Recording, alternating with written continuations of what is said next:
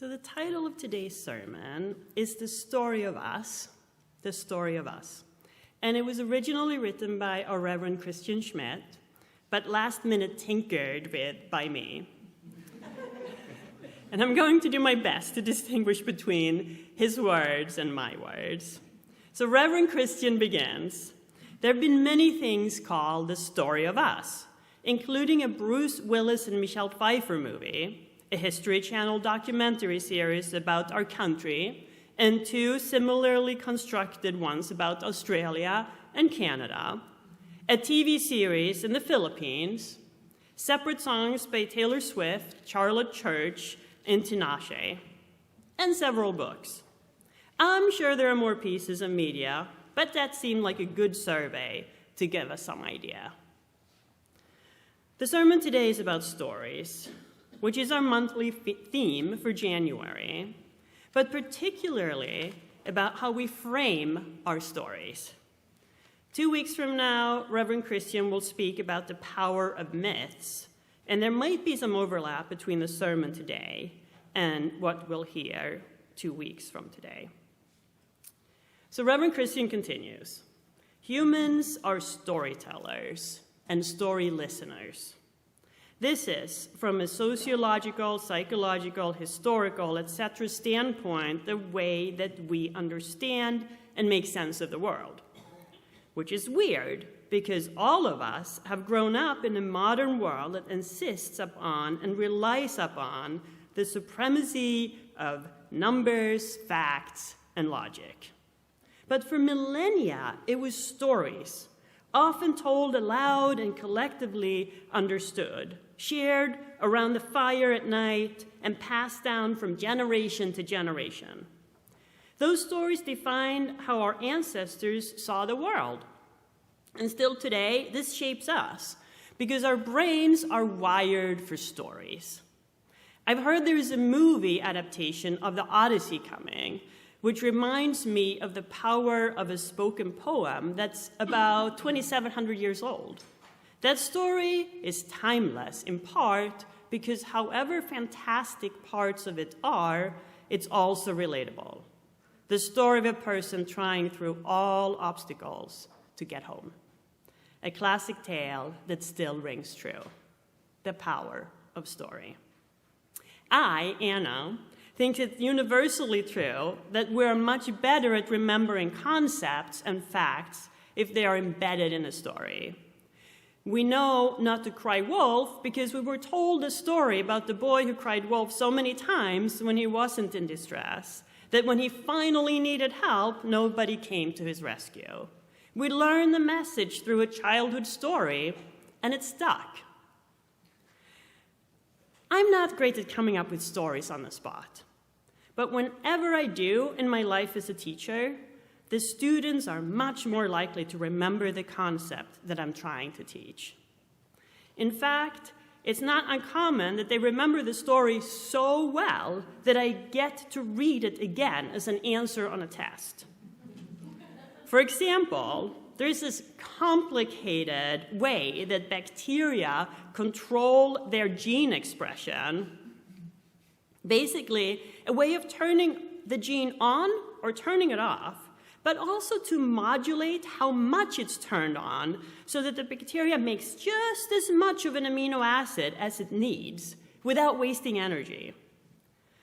That particular set of genes that I'm talking about is called a trip operon, trip for tryptophan. That amino acid that supposedly makes us sleepy after Thanksgiving dinner because there's so much of it in turkey. Anyway, bacteria make it too, not just turkeys. After trying to explain how the trip operon is controlled and how it's regulated, and just looking at my students and seeing complete confusion or blank stares, I finally just told the students there was like turning on the tap in your kitchen. Sometimes you need a little water, so you turn it a little. And sometimes you need all the water, so you turn it a lot. And most of the time, you need some place in between. Well, my students got that story. On the test, I got a lot of telling about turning the tap and getting a little water or a lot of water. They didn't quite remember the science or the scientific terms, but the story was there. Reverend Christian shares that he feels this in his own life. I'm much better, he says, at remembering a story than just a list of facts and figures. And he continues, now to be clear, I don't believe that there's a necessary conflict between, say, reason and story.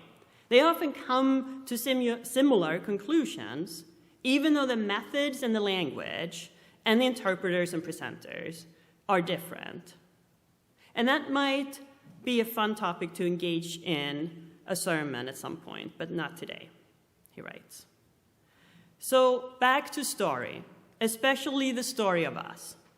Who we are as a people, as a nation, as an interrelated and interdependent cultural unit.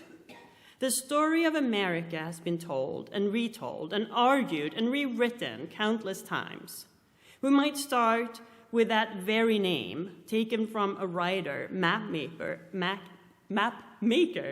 and explorer, Amerigo Vespucci, whose accounts of trips to the Western Hemisphere led others to name these lands after him. That's a choice. To name two massive continents already inhabited by native peoples for a guy who visited them a couple of times and wrote about it. That colonial spirit continued through the philosophy of a necessary expansion of the nation westward, the so-called manifest destiny that is still depicted in the mural in our Capitol building. Settlers were told and co-created a story that became their reality and continued to lay the foundation of this country as they pressed west and displaced native peoples and took lands that had never known ownership before. We may also tell ourselves the story of the United States as a great melting pot where immigrants from all over the world, such as myself, come together and through blood, sweat, and tears, make a better future for themselves and their children. The story of the American dream. And of course, if I speak of America and its painful founding, I would be amiss if I didn't mention all those Americans whose ancestors were stolen from native countries and who were forced to work in enslavement to build the very foundation of this nation, both literally in the form of buildings and economically. The prevailing story being one of suffering, survival, and the dream of eventual freedom and liberation. One country and so many stories, all of them equally true and important in their telling, but not all of them equally heard or elevated in the common storytelling of this country. We can also look at the story of the Unitarian Universalist religion that I touched on in the Story for All Ages. Both Unitarians and Universalists early on rejected the Calvinist notion that all people are born separated from God with original sin. We soundly reject the notion that all people are bad and embrace the opposite story, the story that all people are born good, as whole, marvelous beings that are worthy of equitable treatment and opportunities to flourish in this world. Reverend Christian also refers to this cultural moment as he writes, "We're in a crucial moment in the storytelling of this country. Of course, it is informed again and again by its past. We often hear about a political and cultural divide, but it's also one of story. When we see the success of a slogan like "Make America Great Again," I'm interested in what that means, he says. It's just 4 words, but 4 words that pack a huge punch. The idea of America, as already touched on, means a lot of different things to different people. We could reflect upon the word make. What would it take to make America great again? If we could even agree on what that means. Does that mean democratic decision-making and contributing to common goods through taxation? Does it mean making war upon perceived enemies, both internal and external? Make is a simple and common word that could signify all sorts of things, good and bad. That's why it's so powerful in a slogan, a strong word, but also one that isn't too specific.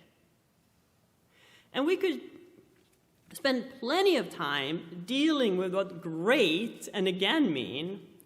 When exactly was the era when it was great? And why? How far back are we trying to move? Regardless, as we dig into the past, we will likely find that the stories of all people were not equally heard, and many may have been silenced altogether. Are those the times we want to relive? He continues, but truly, I didn't set out to make a MAGA sermon today. Even as we approach the re-inauguration of the MAGA president and look ahead to 4 years of concerns about that. I did, however, want to remind us of the power of that story, the power of a slogan like Make America Great Again, that casts a whole vision of both how things are and how they should be. The good news is that it's not the only narrative. It's not the only narrative. There are countless other ones too. There are stories of us coming together to help one another, of firefighters from Oregon and Canada and Mexico coming to Southern California to do what they can against the devastating fires around Los Angeles. There are endless stories of neighbors helping neighbors in individual circumstances, but also of us coming together to help one another through the sort of massive government programs that are often vilified by the MAGA crowd. There are endless stories embracing the goodness and weirdness and beauty of this country and its people, and we must celebrate them. When I say the story of us, I mean the story of you and me, and the story of this congregation, and the story of this country and its people I've been talking about. All of them. The story of who we are, not just as individuals, but as a group. I'm excited to watch this unfold with this congregation as we search for and ultimately welcome a new ministerial partner this year. I want to hear the story of who you are together. I leave you today with a quote, something I don't often do, but this one I just found so lovely. I don't know if we have any fans of the classic TV sci-fi show Doctor Who in here, but this is from that. The 11th Doctor, played by actor Matt Smith, says as a farewell, "It's funny. I thought if you could hear me, I could hang on somehow. Silly me, silly old doctor. When you wake up, you'll have a mom and dad, and you won't even remember me. Well, you'll remember me a little. I'll be a story in your head. But that's okay. We're all stories in the end. Just make it a good one, eh? Let's make our stories good ones."